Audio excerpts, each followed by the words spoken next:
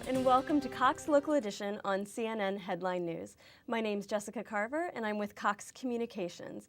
Today we have a special guest from Fairfax County Public Schools, the Superintendent of Schools, Dr. Jack Dale. Thanks very much. How are you doing? I'm doing well. Wonderful. Thank you so much for joining us today. So Dr. Dale, very recently we started the new school year. Can you tell me about how that went and any budgetary impacts for this year and what they may have? The good news is, and the budget reductions that we had to do for this particular school year did not affect the schools. And so the schools should see the same kind of level of services and guidance counseling and psychologist and class size that they've seen in the past year. The bad news, in the prior 2 years, we've had to increase class size, cut custodial services, assistant principals, guidance counselors, and the list goes on, several $100 million worth of cuts. And so we've not been able to restore that. So I don't want to have people think that we've magically gotten back to where we were before, because we have not.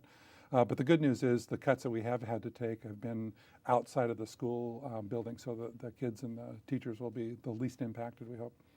Perfect. And I've seen a lot of ongoing construction projects at the school buildings throughout the county. Can you tell us a little bit about those? Yeah, the good news in our whole budget process, there's a capital budget which the Board of Supervisors has kept fully funded, $155 million a year, which has been wonderful, because we've been able to continue with our renovation projects and our additions, because our enrollment is growing, and so we have additions going on about 4 or 5 different schools, renovations in about 7 or 8 other ones, roofing projects, artificial turf fields that we're working with the Park Department or Park Authority and usually local athletic associations to put those in place. So that's been tremendous. We are getting prepared to open yet 2 new schools. One will be a middle school next fall, or maybe even earlier, and then the other one will be another elementary school to handle our growing enrollment. So the good news is, it's actually helped the economy in this area too, from the construction industry standpoint. Fantastic. And you've had a lot of student achievement data that's come in over the summer, and as I understand it, is still coming in. So tell us a little bit about that student achievement data from last year. Yeah, we do a major testing every spring. It's our Standards of Student Learning, a SOL test, and we continue to have increased performance. The gaps in achievement between different ethnic groups are closing, so we have many schools for which there's absolutely no gap, some schools for which there still is a gap, and we have some targeted interventions on some of those schools. But overall, the performance of the school system continues to go up despite our declining resources. So we have to watch that, because I'm worried that in the future, as our resources may continue to decline, we're going to have a negative impact then on student achievement. Right now, we're still holding our own and, in fact, increasing performance and closing achievement gaps.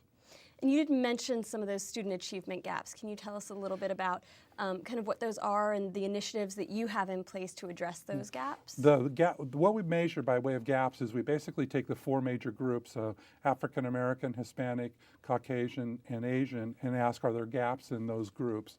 And what interventions do we have in place to close those gaps? The whole focus of our interventions, though, is not around ethnicity. Our focus is around kids who aren't achieving. And if we focus extra resources on those children who are not achieving at the levels we want, then the gaps close. And that's what we do. It's individual child by child. We have teachers now, teams of teachers focusing on individual children, and that really helps us close that gap, because now all kids are achieving at higher levels. Fantastic. So how can our viewers find out a little bit more about Fairfax County Public Schools? As always, go to our website, fcps.edu, and you can, in fact, we're in the process of redesigning that. This spring it'll be a new web design, but right now go to that website and we'll help you navigate to whatever you need. Perfect. Well, thank you so much for joining us, Dr. Dale. And thank you for joining us on Cox Local Edition on CNN Headline News. Remember to follow us on Facebook and Twitter. Thank you.